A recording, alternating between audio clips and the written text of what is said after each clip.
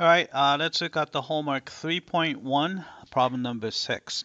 All right, so we have basically a position function, which is s of t is equal to t cubed minus 3t. And we want to find the velocity and the acceleration, right? So let's go ahead and do that. We can probably do it right on here. All right, so derivative of 3t using a power rule, it's a 3t squared, right? Put the power in front and subtract 1 from the power. So 3 minus 1 is 2, right? And then derivative of negative 3t is negative 3 because its the slope is negative 3, right? All right, so we have the velocity. And acceleration is just a derivative of the velocity. So it's 3 times 2 is 6, and subtract 1 from 2, so it's 6t, and the derivative of constant is 0, so you just get 6t, right?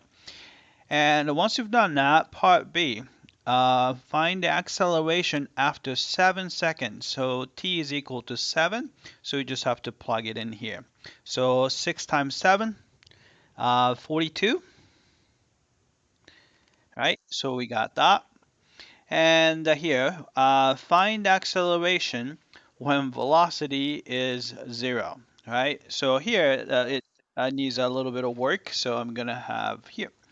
All right, velocity is 0, so we had 3t squared minus 3 is equal to 0, right?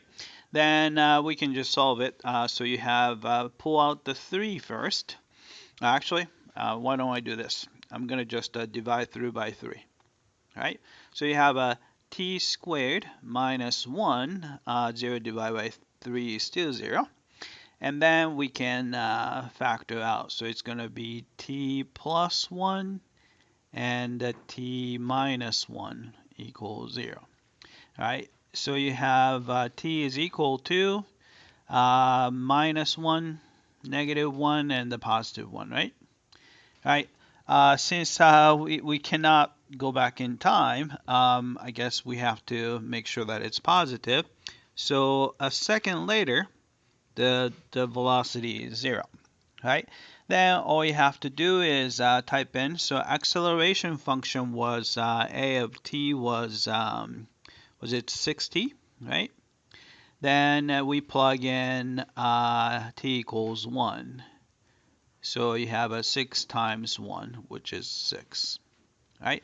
So the acceleration is going to be 6, right? So let's type it in, 6 there. All right, let's check the answer. All right, I came back and looks like we got all these parts correctly. All right, that's it. I hope that this was clear.